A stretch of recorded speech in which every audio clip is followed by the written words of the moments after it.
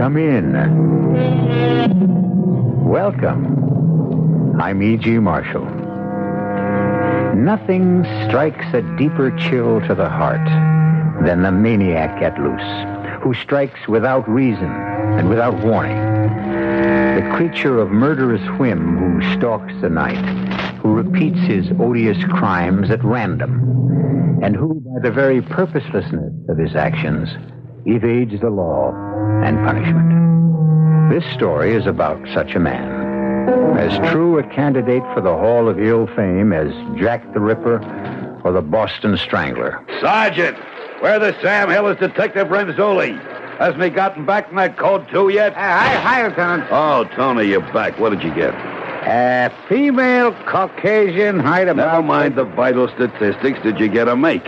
Proceeding on instructions to the scene of the crime, Tony, the perpetrator just speak English. Is it another one? Yeah, Lieutenant. Just a torso, like all the rest. She didn't have any head.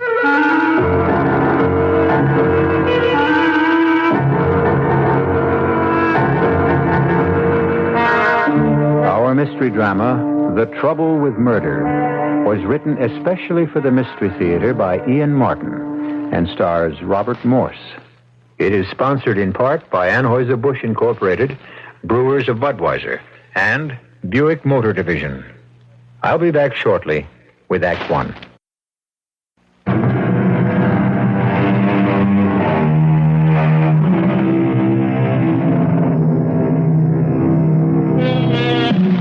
What prompts a human being to commit a senseless and savage crime? The reasons are as many and varied as the human brain is capable of conceiving. In the case of the Brooklyn Headhunter, as he came to be known, at least 2 motives were ruled out. The girls had not been assaulted, and robbery appeared unlikely, since although the torsos were nude, all of them wore either rings or earrings of some considerable value. And by all odds, the most tantalizing question of all was, since the bodies kept being recovered, where were the heads? This dingaling has got to be a surgeon or at least a medical student, the way the heads are. Well, whoever he is, we got to find him. Excuse me, Lieutenant. What? My name is Hugo Mintner, a citizen. I want to make a complaint. Would you mind seeing the sergeant sitting at the desk, citizen? I'm talking police business to the detective. I want to talk police business, too. Look, Mr. Hugo Mintner. All right, now, Mr. Minter. No, with an N. What? Mintner, not Minter. She was an actress in the silent films, Mary Miles. Oh, some days it don't pay to get up. Well, whatever your name is, why don't you take your complaint to the sergeant? Because in my experience, Sergeant Danielson never listens to or takes any actions on my complaints. Nor does Sergeant Brader or Sergeant Fryhouse or the one with ulcers who never gives out his name. You've been here before. Naturally. A chronic complainer, a repeater. Well, what is it you complain about, Mr. Mintner. Citizen? Well, various things. Tonight it happens to be acid rock. You don't like rock? Not when it's loud enough to split the eardrum. Your neighbors are playing music too loud. Knock on the wall. The reaction is only to turn it up further. Where do you live, mister? Well, Columbia Heights. Now, what do you do for a living? I'm an artist. Unemployed, huh? On the contrary, I work for Sawyard Studios as a draftsman on graphics and cartoon figures. And for a living, too. Okay. I'll tell you what I'll do. You go to the desk, swear out your complaint, and I promise you, once I'm through with the detective here... I suppose it's really hopeless to get the police to pay proper attention to me.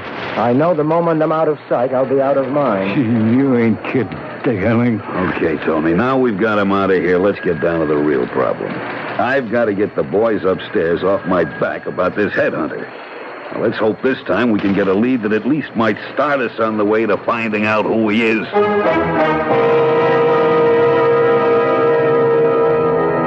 That's what makes it so very difficult with the police.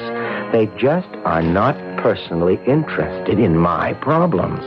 It's really what started it all in in the beginning. And of course, by now, it's all gotten quite out of hand. If I'd only gone to them a year ago. But you see, they never pay any attention to me. They never have. And that's what stopped me from going to the police. Not from what has just happened again. So here I am, having to make an extra visit, besides my regular weekly one, to Aunt Minerva in Flatbush. Oh, hush up, Rosebud. Well, Mrs. Koppelman, I'm afraid I'm giving you a card you want. That will be the day. Fooey, with over half the pack gone, I should load up with a king. Here. Oh, that's very generous of you, Mrs. Koppelman. Gin. What is the card you turned over? I knew it. That was my gin card. Oh, who could that be? Let me just peek who it is. Oh, sakes alive, it's Hugo. On a Thursday. That's not his day. Well, while you let your nephew in, I'll say goodnight. Oh, you don't have to run, Bernie. Oh, I would not intrude on family. Hello, Aunt Minerva. Oh, Hugo. Dear boy, this is a nice surprise. How are you, Mrs. Koppelman? At my age, why complain? You brought Minnie a new pet? Oh, not exactly. Excuse me. I did not mean to pry. But I see you carrying the box. See you tomorrow, Minnie. Of course, Bernice. Well, come in, Hugo. Thank you, Auntie. What do you have in the pet carrier box? I hate to tell you, but... Oh, dear, not again. I'm afraid so. Oh, you are so careless with pets, Hugo. There's 4 cats dead already this year. That's the way the ball bounces sometimes. I hope you're not too angry with me. Oh, of course not, you poor boy. You're so kind and gentle. That's what makes it unfortunate. You have such bad luck with pussycats. Oh, you'll want to bury this one out by the roses, too. If I may. Well, it's getting a wee bit crowded, but I'm sure you'll find a nice little spot. Well, the spade is in the lean-to, and while you're putting poor Pussy to rest, I'll brew us a little tea. Get away, you. Oh, don't scold him. He just senses the presence of one of his own departed. Oh, hush, Rosebud. What's upsetting you, you sweet boy? Oh, dear, his hair's all standing on end, and... Hugo, look at what he has on his fur. It looks like blood. It does. You see, Auntie, It's from the box. What happened to that pussycat of yours, Hugo? She had an accident. Oh, what sort of accident? To tell you the truth, she sort of lost her head. Oh, you leave your door open and your poor little cat rushes out into traffic, particularly on that busy street you live on. What do you expect? Well, dear, you'd better hurry. It's getting dark. Yes, that's what I was waiting for.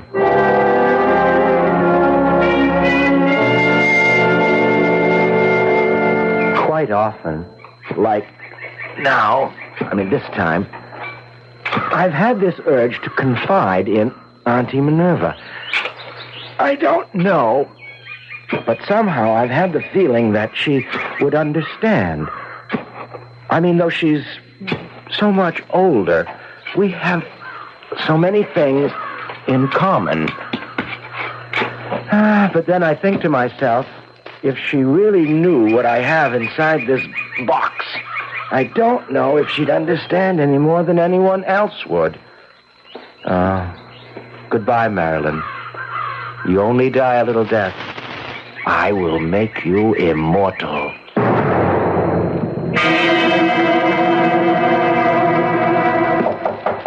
Come in. What do you got, Tony? This report of processing of fingerprints taken from the deceased in the torso. Were the prints clear? Oh, sure. Like I said, this one hadn't been in the water long enough for So decomposition her prints to set. aren't on file anywhere. Yeah, that's right. What about identifying marks? She had a mole on the sole of her left foot and appendicitis scar. The doctor didn't sign his name by any chance. No, Lieutenant. Real neat job. So it's another dead end. Well, it's tough to get a make on a body that hasn't got a head. Why can't we find the other end just once? What does he do with them? Where does he get rid of the heads?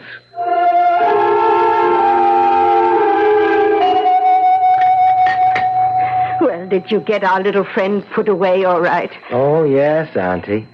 Oh, the tea is delicious as always. Oh, well, I feel just a little wicked, actually. About what? Well, I couldn't resist today lacing our tea with a little rum. I think maybe I'll have another cup. Well, it's awfully good for the arthritis. Oh, you're not getting a tinge of that by any chance. Oh, no. I think I just got a little chill out there in the garden. Oh, poor boy. So sensitive. Ever since you were a child, everything affected you so. Hugo, how old are you now? 35 and a half. You see, high time you settled down with a nice girl with a good sound head on her shoulders. I think I'll have another cup of tea. Oh, don't forget it has rum in it. I wasn't forgetting. I think I might join you. It's really quite delicious. Good for what ails you, as Horace used to say. So lonely with him gone all these years. A person really ought to be married. Well, a person has got to find the right girl first. That's why I thought Gloria was for you. Of course, I only met her the one time, but I really thought she'd quite lost her head over you. Whatever happened to break it off? I really would rather not talk about Gloria, if you don't mind. It was a rather, it was a painful experience for both of us. Oh, well, if she hurt my boy, I'm glad she's out of your life. After all this time, I suppose she is a dead issue. Oh, yes. Gloria is all of that. You see, Auntie, I don't want you to worry about me and having a girl, and I have other things to do first.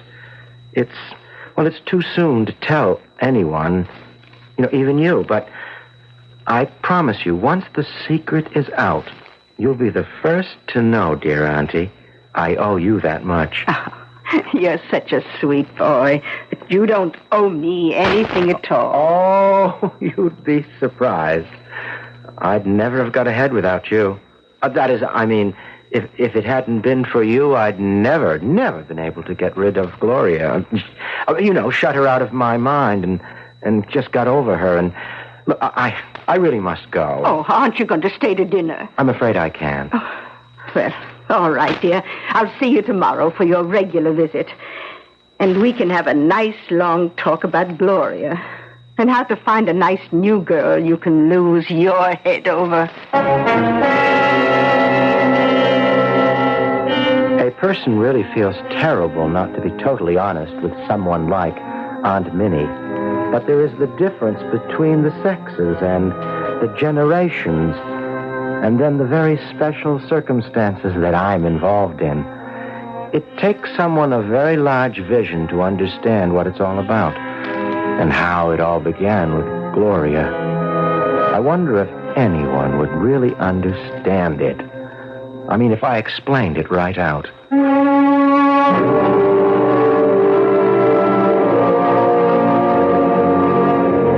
Jack the Ripper? The Boston Strangler? Could someone as inoffensive and humorless as Hugo Mintner join their august company? Are we faced with another Dr. Jekyll who can retrogress diabolically into Mr. Hyde?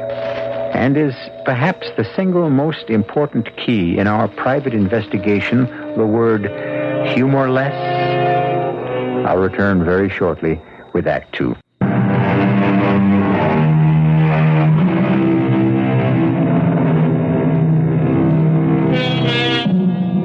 Run through the crime statistics for any major city.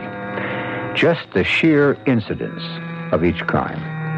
And you can wonder how any of them at all can be solved. The appalling weight of figures drowns the police departments, almost paralyzes them. Countrywide, some 6 million offenses. In any one of our main urban centers, an average of 40,000 for auto theft, 20,000 for robbery, over 500 for manslaughter or murder, and those are the ones reported. There are the others, like Hugo. Riding back from Flatbush in the subway, the empty pet carrier box balanced on my lap because it was crowded. The rum in the tea I'd had kept me nodding. I had to fight against falling asleep, and so I had no defense left against other memories of the past year that filled my consciousness. Most of all, Gloria. I remembered how I first met her. Oh, excuse me, I didn't mean to jostle you. Oh, that's okay, John. Any port in the storm? Sure is raining. Oh, my name isn't John, it's Hugo. Okay, Hugo. Right on both counts. I'll try to get a taxi. But, could I drop you somewhere? That's the best you have in mind? What else? Maybe you're for real. Okay, honey, you get the cab. You could drop me by my hotel.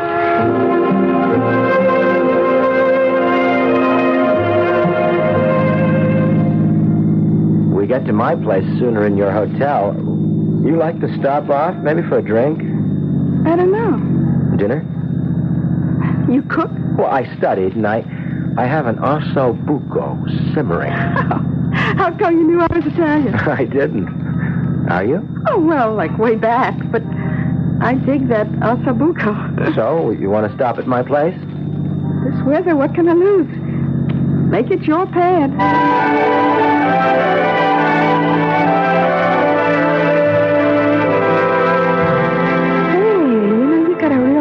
Place here? It serves. It what? I like it, too. You autistic or something? I beg your pardon? All them pictures on the wall. Oh, those. Well, yes. Well, those are just things I like. Someday, maybe I'll have my own to hang. Well, here's your drink. That's a Manhattan? Rye and sweet vermouth. Yeah.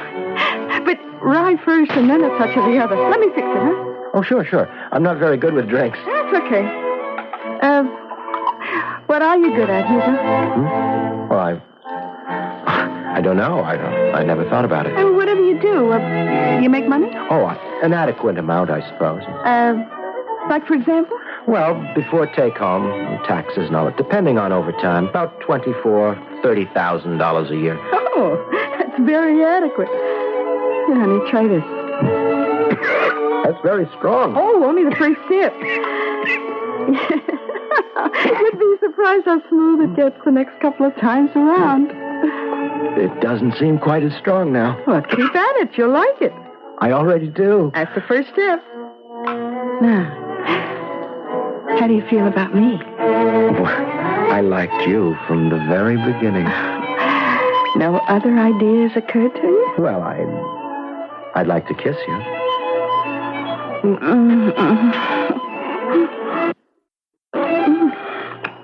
Now what? Oh, do I have to tell you? She was the most marvelous thing that ever happened to me.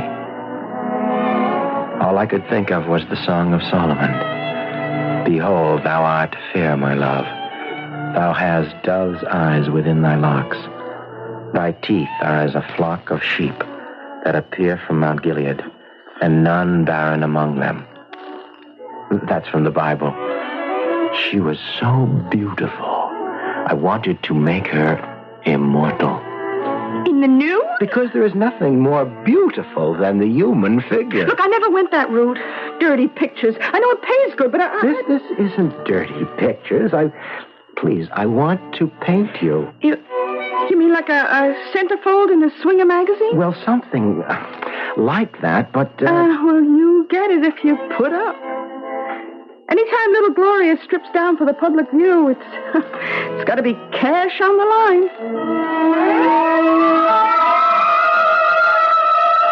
I suppose I should have been warned by her attitude, but she was so beautiful that I couldn't wait to do what I'd always dreamed of doing. Capturing a real woman on canvas. Not drawing outlines that were a caricature of the human figure, mechanically reproducing lettering or someone else's sketch, but creating by my own hand the flesh and blood and soul of a real woman. No, please, don't move, please. Look, Hugo, I didn't bargain for this. I'm just about frozen stiff. These prices that don't pay. Is money all you think of? Well, what else is in this for me? I am putting an image of you on canvas that will never fade. I am making you forever immortal. Oh, sure. Well, what magazine you going to sell it to? Oh, you don't understand. Can't you appreciate that this is real art? Only if you pay the fee, Buster. But you know I promised to pay. So right. Gloria, don't. So what? Don't spoil everything. Thanks a lot, Hugo, but there just isn't enough in it for me. How much do you want? I've tried to pay you as much as I can. You're kind of cute, you know? But you just don't reach where it's at. You couldn't hope to match in a week what I rake in an average night. You mean, you're a professional? Well, you're the first one ever registered a complaint. You can't do that to me. Oh, don't be silly. I made you something special. A goddess. I mean, that's the way that I painted you.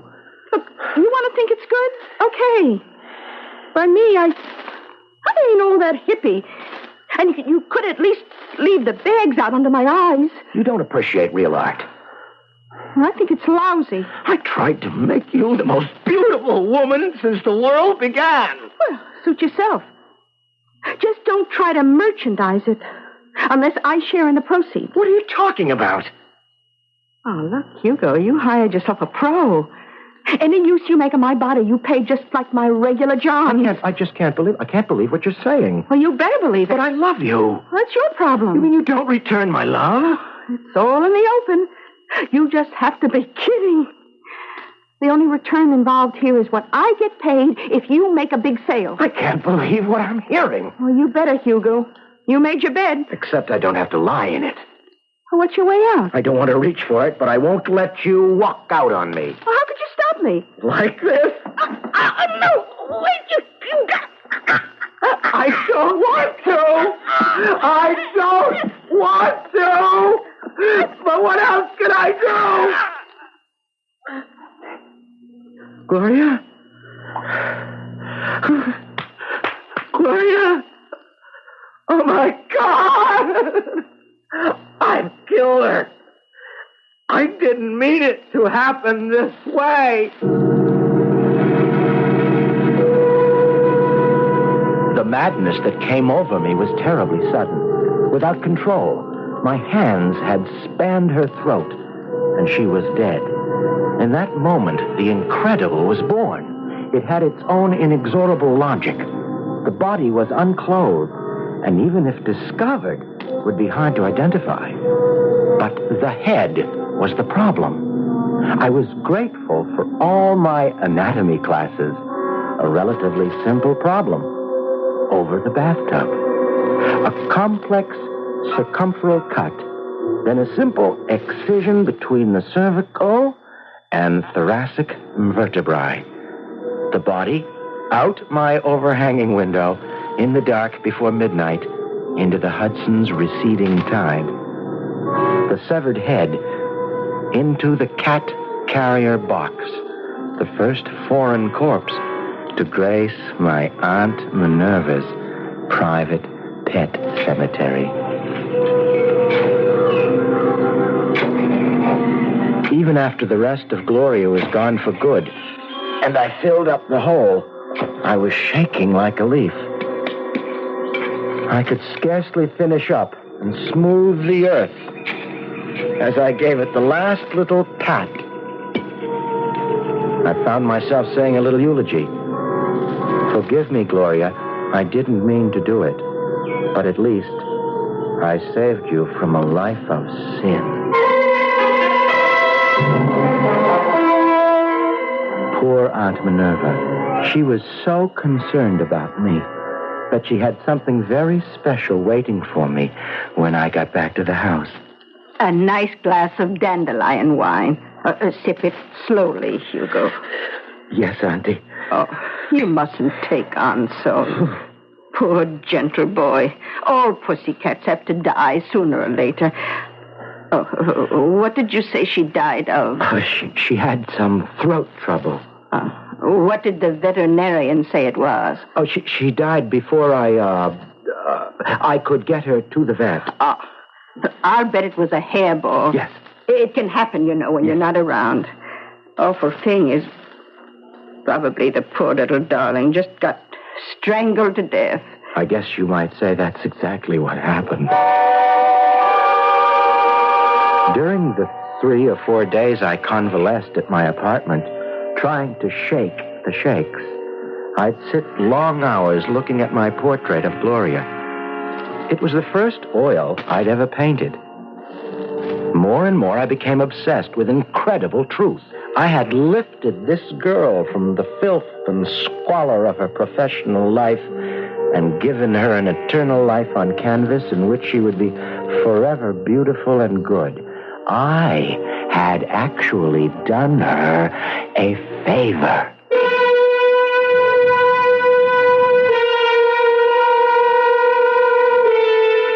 The trouble with murder is threefold. First, that driven to a rage blinding enough, anyone is capable of it. Second, that it is irrevocable. Once done, it can't be undone. And third, well, we'll consider that with Hugo when we return shortly with Act 3.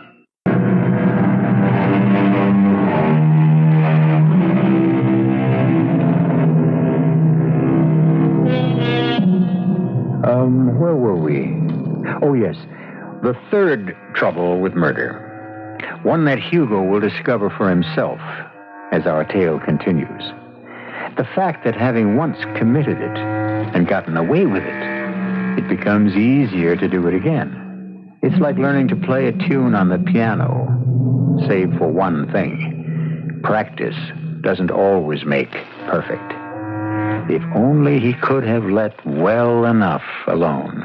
So, how come the favorite nephew is not making his usual visit the past 2 weeks, Minerva? Oh, he isn't my favorite. He's my only. Well, to tell you the truth... Pick up the cards.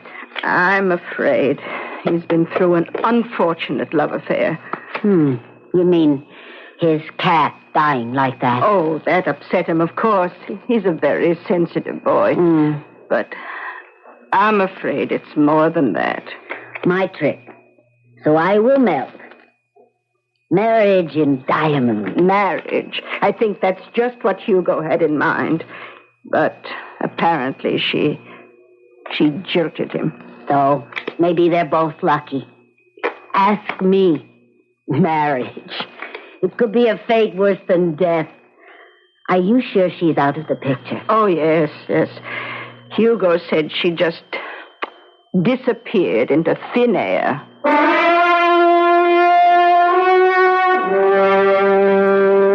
A head just can't disappear into thin air, Tony. Get as many men as you need, start fanning out from there inland and up and downstream, and look for that head. We gotta find it. Lieutenant, the body is in the river maybe 2 weeks. It's too late. Have a heart. What I got running a precinct is an ulcer.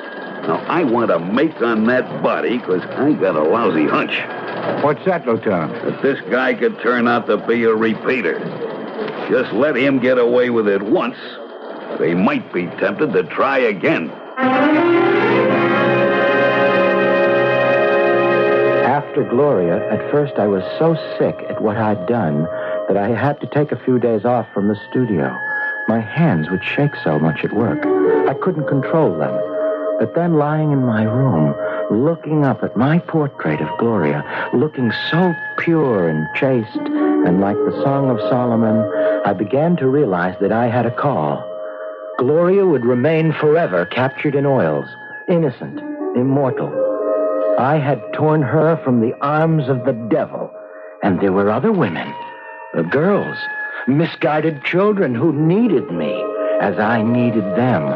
For now my whole life was painting.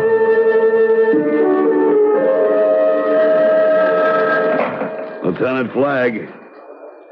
What? Another one? Oh, I knew it. I could feel it in my bones. Huh? No identification. Figures. This guy's a regular Bluebeard. I was a saver of souls, an instrument of immortality, and so my gallery grew to 4, and my fear was all gone. It was all for their sakes. My lovely, purified girls who smiled down on me from the walls, and whose remains floated in the river and fertilized my beloved Auntie's roses. Come in. Hey, you was looking for me, Lieutenant? Come in and close the door. Yes, sir. What's the action, Lieutenant? I've been looking over the file on the Brooklyn Headhunter. I don't like the going over we're getting from the press, especially after the last torso turned up. Well, how are you going to distinguish the perpetrator when we are unable to uncover the identification of the victims due to the decapitations? You should have been an actor. Now, look. Sergeant Harkins is having Central File pull the dope on every missing dame in the last year that's anywhere near the age and weight of this last torso we fished out. We struck out on the first 3, but we've got a slim chance of getting a make on the 4th. Yeah. The mole on her foot and that appendix scar.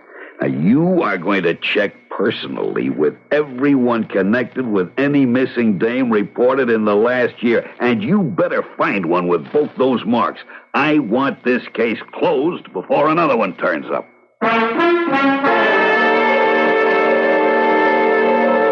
It had been a year since it all began. I felt I had done my work, and besides, Auntie was getting more and more upset about the overcrowding in her pet cemetery. Perhaps, I thought, as I started to fall asleep, enough was enough. And yet, there was that one empty wall. As I drifted away, I could feel the tug of the call again. Hey, mister. Don't move, please. I'm getting stiff. Can I have a smoke? No. You're almost finished. Oh, you ain't kidding. This is the coldest trick I ever turned. I must have been out of my skull when I agreed to do it. You don't realize how fortunate you are. Oh, yeah? Yes, that I found you. That I'm about to lift you up. I think you're real kinky. Hey, come on, huh? How about letting me take a break for a smoke, huh? You don't need any breaks. It's finished. Oh, you mean I put my clothes on? No, come here first. I want you to look at yourself. Hey. Not bad, you know. You made me look pretty good. That was the object. You gonna hang me with all the other babes? Yes, I'm going to hang you when you're ready. What do you mean? We are members of 2 of the oldest professions in the world. Yours much older than mine, but very different. Yeah. I have a call to higher things, but you sold your soul to the devil. Now, hey, wait a minute. But Now, have no fear. I have been appointed to save your soul, as I saved these others, to make you immortal. I told Archie you were some kind of a weirdo. Now, you keep away from me. I can't. It's too late. Hey, You've been chosen. Hey, lay off, will you? Don't get excited. Now, don't lose your head. Not me. You're going to lose yours. No! Ah!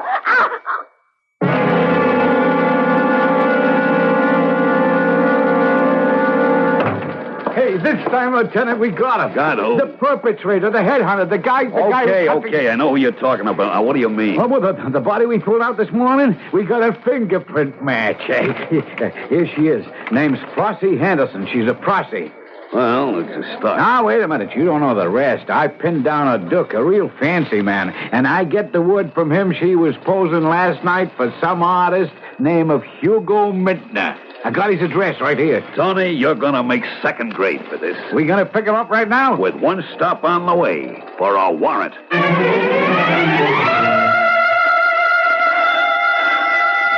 Just a minute. I'm coming. Oh, who is it? It's Hugo, Auntie. Oh, goodness me. So early in the week. Just a minute, dear. Well, I'm sorry to keep you waiting, dear, but one can't be too careful these days about opening... Oh, dear me, not another one, Hugo. I'm afraid so, Auntie. But you just buried the... Oh, look out for Rosebud. Close the door before he gets... Oh, my, he's gone. Hugo, you'll just have to go after him and catch him. But, Auntie, I can't... If you expect me to help take care of your pet, you'll have to help me with mine. Now, I'll just take the carrier and you go bring back Rosebud. Well, he isn't anywheres in the apartment. He's taking a powder for sure. Oh, no. We can't be this close and let him get away. And you learn anything more from the super? No, but this is our man, all right. Look. Hey, yeah. How about those chicks, huh? Concentrate on the faces. The one where the paint's still wet, that's Flossie, all right. Yeah. And I recognize at least two of the others from photos in the file. Real lifelike, ain't they? On the canvas, maybe. They were dead enough when we hauled them out of the river. Hello, headquarters, Lieutenant Flagg, 43rd Precinct. I want an APB on the wire immediately for a Hugo Mintner. Male, Caucasian, height 5'6", slight build, mouse brown hair, blue eyes, weight 150. Warn all arresting officers this man is a dangerous maniac and should be approached with extreme caution.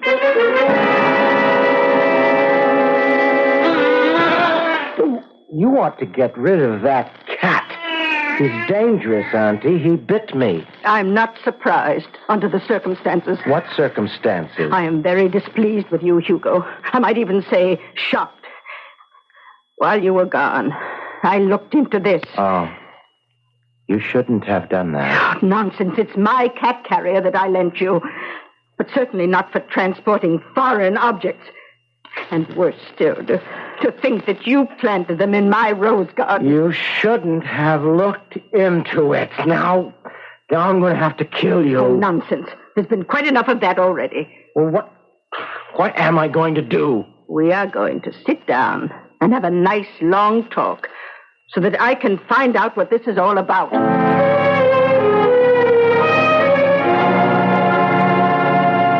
And I really didn't mean any harm, Auntie.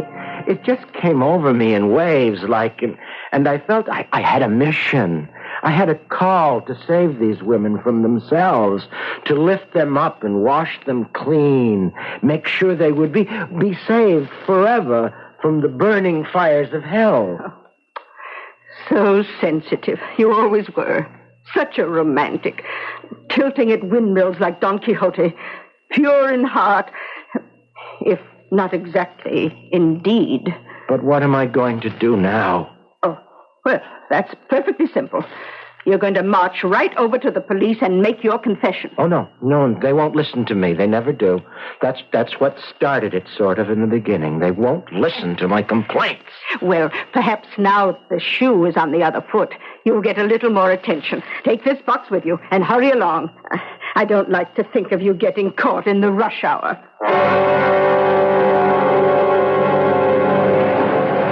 Without a picture, there isn't much hope for the APB, but with the apartment staked out, Well, look who's here. You have another complaint, citizen? Well, not exactly. Do me a more... favor.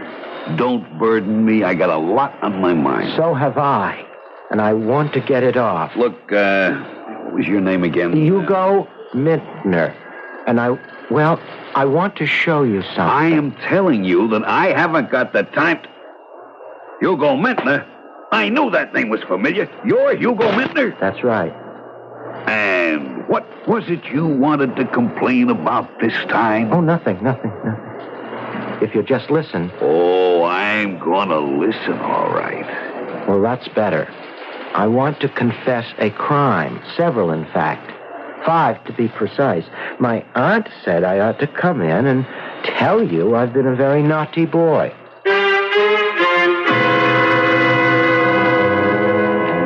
I'm really quite happy here. The food is passable, and they leave me alone, which I like. Of course, they don't allow me models, but I've taken up finger painting, and I'm getting very, very good at abstractions. The only thing I really miss is my Friday visits to Aunt Minerva.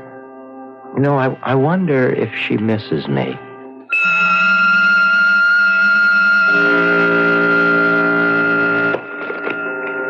I got the cards, Minerva. In a minute, Bernice. What are you looking at out the window? Nothing, really. It's Hugo. You miss him? Just on Fridays. How is it with him up on that farm there? He seems quite happy. He writes very sweet letters. That's nice. Well, let's play. Now, what are you staring at?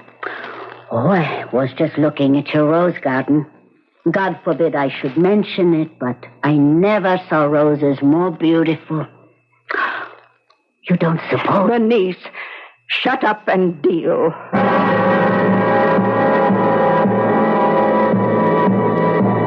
Of course, Hugo was stark, staring, mad. But, as he said, he meant well. It just seems a pity that he wasn't the only one to lose his head. I'll be back shortly.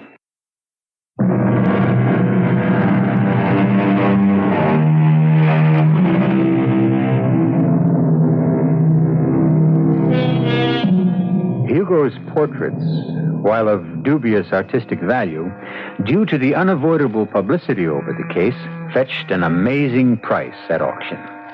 Aunt Minerva's first notion was to divide the money 5 ways and make some restitution to the girl's nearest relatives.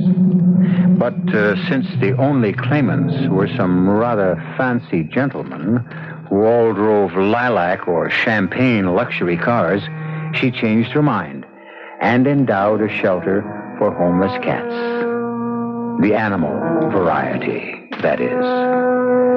Our cast included Robert Morse, Bryna Rayburn, Evie Juster, Jackson Beck, and Ian Martin. The entire production was under the direction of Hyman Brown. Now, a preview of our next tale. Hey, what the... Keep your voice down, Ron. Fran, you're soaked to the skin, drenched. I pretended I wanted to heat up the coffee, but I really wanted to get to you. I went out the kitchen door and came around to this window. Ronnie, what's the trouble? He's holding me for ransom. Ransom? He wants $100,000. $100,000? My father is Garrett Prentice, the millionaire. Oh, I've heard of him, yes. Phil Carrington, if that's his name, phoned my father yesterday. The money is on the way, but what worries me is I'm sure Carrington's going to kill me once he gets it. But if he gets the ransom money... I don't think it'll make any difference. He knows I can identify him, so he hasn't much choice. He has to kill me. You and your husband, too. Yes. We could identify him. You've got to do something. We've got to do something. But what? Radio Mystery Theater was sponsored in part by Contact, the 12-hour cold capsule. This is E.G. Marshall inviting you to return to our Mystery Theater for another adventure in the macabre. Until next time, pleasant dreams.